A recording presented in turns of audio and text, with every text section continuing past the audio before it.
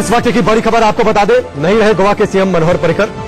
लंबे समय से पैंक्रियाटिक कैंसर की बीमारी से परेशान थे, पीड़ित थे, इलाज चल रहा था। पिछले साल ही उन्हें कैंसर की पुष्टि हो गई थी और इस वक्त की बड़ी खबर और दुख भरी खबर यह है, उनका निधन हो चुका है। गोवा के सीएम मनोहर पर्रिकर। इससे पहले आज दिन में सीएमओ से ट्वीट भी किया गया था कि तबीयत लगातार खराब हो रही है, रिकवरी दिख नहीं रही है, जो डॉक्टर्स के हवाले से जानकारी आई थी। और अब इस वक्त बड़ी खबर आ रही है कि उनका निधन हो गया है। देश के रक्षा मंत्री का भी पदभार उन्होंने संभाला था। सियासी जगत में शोक की लहर है।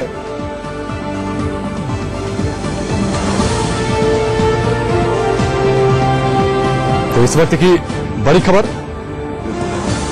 गोवा के सीएम मनोहर पर्रिकर को लेकर, उनके निधन से सियासी जगत में शोक की लहर है। राष्ट्रपति रामनाथ कोविंद ने पर्रिकर के निधन पर शोक व्यक्त किया है। लंबी बीमारी के बाद उनका निधन हुआ है। देश के रक्षा मंत्री का भी पदभार उन्होंने संभाला।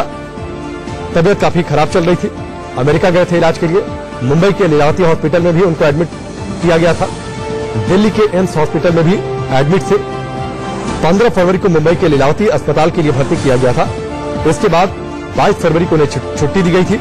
25 फरवरी को शरीर में पानी की कमी और लो ब्लड प्रेशर के चलते उन्हें गोवा मेडिकल कॉलेज और अस्पताल में भी भर्ती करवाया गया था। इसके बाद वो अमेरिका भी गए थे पिछले साल इलाज के लिए। वापस आए तो शरीर काफी कमजोर पड़ चुका था। इसके बावजूद उन्होंने एक बार फिर से मुख्यमंत्री पद संभाला। बजट सेशन में हिस्सा लिया। 30 जनवरी को बजट पेश किया था। हालांकि इसके ठीक अगले दिन वो इलाज के लिए दिल्ली आ गए थे, एम्स में एडमिट हुए थे और 5 फरवरी को वापस गोवा लौटे थे।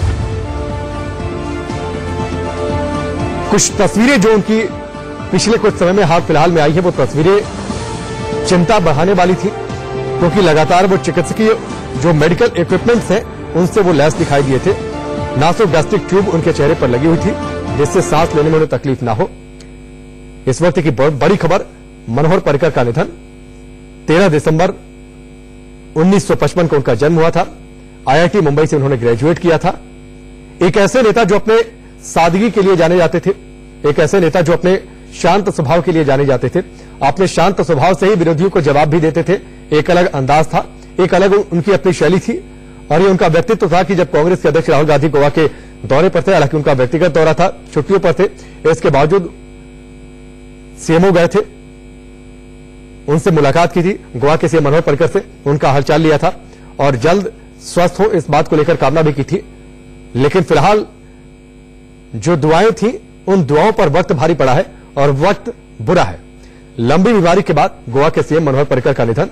3 बार गोवा के मुख्यमंत्री पद की उन्होंने कमान संभाली और जब जब गोवा में बीजेपी के लिए मुश्किलें आई, तब तब वो संकट मोचक बनकर निकले। और पिछले चुनावों में आपको याद होगा कि किस तरीके से बड़ी पार्टी होने के बावजूद कांग्रेस सरकार नहीं बना पाई थी। बीजेपी ने अपने सहयोगियों के दम पर सरकार बनाई थी और तब भी जो जिनका सहयोग मिला था, उन्होंने कहा था कि गोवा के सीएम पद का पदभार अगर मनोहर पर्रिकर संभालते हैं तो ही वो समर्थन देंगे। ये उनकी स्वीकार्यता थी जो पार्टी से ऊपर थी। इस वक्त की बड़ी खबर, गोवा के सीएम मनोहर पर्रिकर को लेकर सियासी जगत में शोक की लहर है।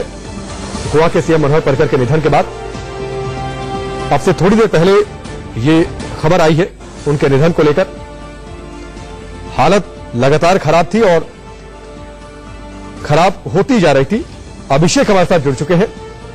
अभिषेक, एक अलग व्यक्तित्व गोवा के सीएम मनोहर पर्रिकर का और शायद उसके लिए वो हमेशा याद किए जाएंगे।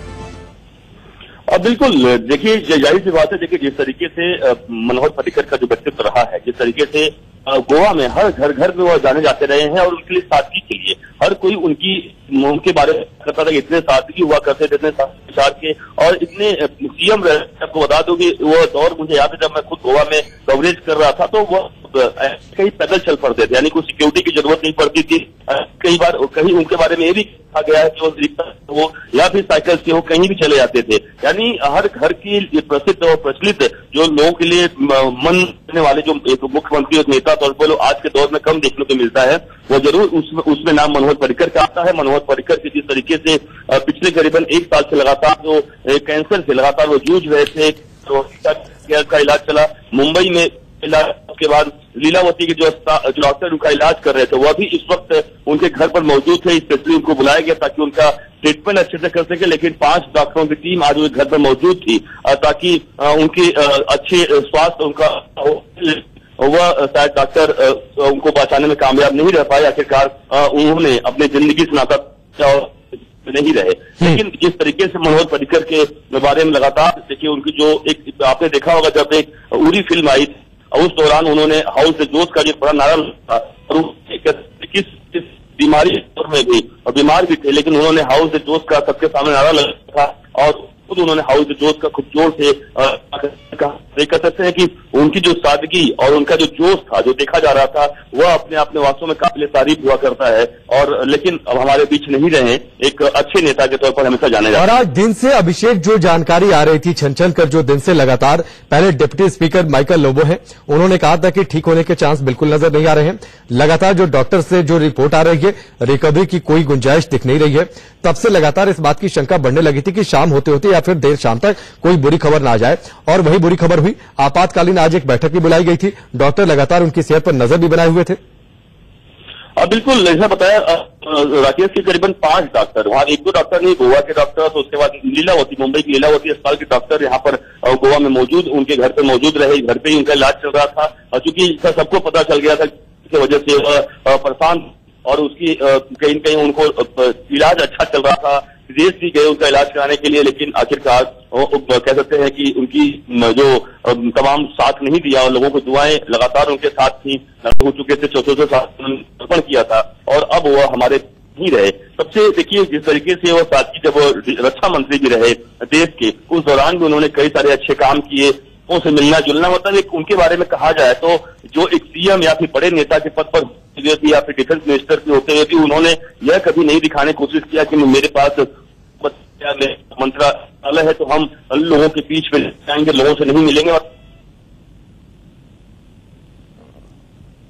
देखा जाए तो आज भी जब भी हम उनको देखते हैं कभी भी वह लोगों के बीच में मिल जाना, और इसीलिए लगातार गोवा में तो हमेशा चर्चा होती है कि आम आदमी चाहिए, आम आदमी के रूप में अगर मिलता है तो है कि जो बीच में लगातार जाते हैं और इसीलिए बार वह गोवा के मुख्यमंत्री बने। और हमेशा जब भी चाहे घर रही हो तो जैसा मनोहर का नाम बीजेपी को याद आता रहा है और बीजेपी लगातार संकट मोचन के रूप में रही है गोवा में, और इसलिए गोवा में हमेशा अभिषेक बिल्कुल आपने ठीक कहा, कई मौकों पर वो बीजेपी के लिए संकट मोचक की भूमिका में रहे।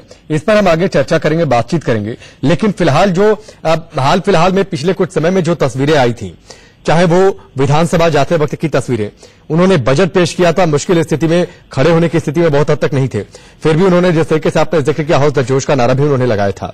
नासुक गैस्ट्रिक ट्यूब उनके चेहरे पर लगी हुई थी, जो आखिरी तस्वीर हमने उनको खड़े हुए और बातचीत करते हुए अंदाज में देखी थी मेडिकल इक्विपमेंट के साथ। तो ये इस बात को साबित तो करता है कि वो किस जिंदा दिली से अपने इस आखिरी वक्त को जी रहे थे। बिल्कुल सही कहा आपने कि एकदम जिंदा दिली, जिस तरह से जोश देखिए इस जो कह सकते हैं मुसीबत की घड़ी में, यानी अगर उनको जो कैंसर का जो अगर पेशेंट हो जाता है तो हम समझ सकते हैं कि आधा उसी टूट जाते हैं। हमने बहुत कैंसर पेशेंट को देखा है, कैंसर का नाम से ही लोग आधा टूट जाते हैं। उस कैंसर की जो लाइलाज बीमारी देश में और विदेश में जो लगातार हमारे देश में लाइलाज बीमारी कही जाती है, इसका सही में जो इलाज होता है वह शायद पूरी तरीके से कामयाब नहीं हो पाता है, लेकिन इस लाइलाज बीमारी का उन्होंने तोड़ निकाला और तमाम तरीके से वो लड़ते रहे और हमेशा वो कहते रहे कि नहीं मैं सही हो जाऊंगा, उनके डॉक्टर के साथ हमेशा खड़े भी रहे। लेकिन सबसे अहम बात होती है राकेश की जो मरीज होता है कहें वो देखी जाती कितना उनके अंदर जोश होता है। तो बिल्कुल अंत तक हमने देखा कि मनोहर पर्रिकर मंत्रालय आते रहे, विधानसभा मिलते रहे, सही का आपने बजट पेश किया, यानी किसी तरीके से ये दिखाने का लगातार प्रयास किया कि मेरे अंदर जोश कम नहीं है, मैं इस लड़ाई से बीमारी से हारने वाला नहीं हूं। लेकिन कहते हैं कि किस्मत उनका साथ नहीं दी और वह हमारे बीच धीरे दुनिया छोड़कर चले गए। जैसा कि खुद राष्ट्रपति हमारे देश के राष्ट्रपति रामनाथ कोविंद जी ने इस अपने ट्विटर हैंडल पर उन्होंने ट्वीट करके साफ साफ ये दी है हमारे बीच में अब वह नहीं। लेकिन इस बारे में की जो डॉक्टर्स की टीम है वह अभी तक यहाँ पर थोड़ी देर बाद कह सकते हैं कि वो अनाउंसमेंट ऑफिशियली और कर सकते हैं और इस पर जानकारी देंगे कि क्या क्या किस तरीके से उन्होंने ट्रीटमेंट करते रहे दिन भर, आज क्या हुआ वह डॉक्टर्स द्वारा या उनके फैमिली द्वारा हमें इंतजार है कि क्या वह जानकारी देते हैं। लेकिन देश के राष्ट्रपति रामनाथ कोविंद ने इसकी जानकारी ट्विटर के जरिए दी है। जिसको बताया है कि एक अच्छा और कद्दावर नेता जो मनोहर पर्रिकर, जो 3 बार एक राज्य के यानी गोवा के मुख्यमंत्री रहे और देश के हमारे डिफेंस मिनिस्टर भी रहे, वो हमारे बीच अब नहीं। अभिषेक, आगे कोई जानकारी और है आपके पास? देखिए, जो यहाँ पर उनके घर गोवा में घर है, इनके घर पर लगातार जो तमाम नेताओं के, बीजेपी नेता हों या कांग्रेस के नेता हों या फिर जो अन्य पार्टी के जो नेता हैं, वह लगना जमाव लगातार शुरू हो चुका है। सिक्योरिटी काफी बढ़ा दी गई है। अगर हम बात करें जिस गोवा की जिस इलाके में उनका घर है, तो जरूर इससे कहीं न कहीं पहले सिक्योरिटी अभी नहीं करी, मैं बता दूं एक ठीक है। चलिए अभिषेक, आपके पास में आऊंगा। गौरव भाटिया बीजेपी से हमारे साथ जुड़ चुके हैं। गौरव जी, तबीयत लगातार खराब थी और आज दिन से जो अपडेट आ रहे थे वो इस बात की आशंका को प्रबल बना रहे थे कि शाम तक कोई बुरी खबर आ सकती है। देखिए, बड़े ही भारी मन से आज पूरा देश उन्हें भावभीनी श्रद्धांजलि दे रहा है और मनोहर पर्रिकर जी पूरे देश के लिए आदर्श थे।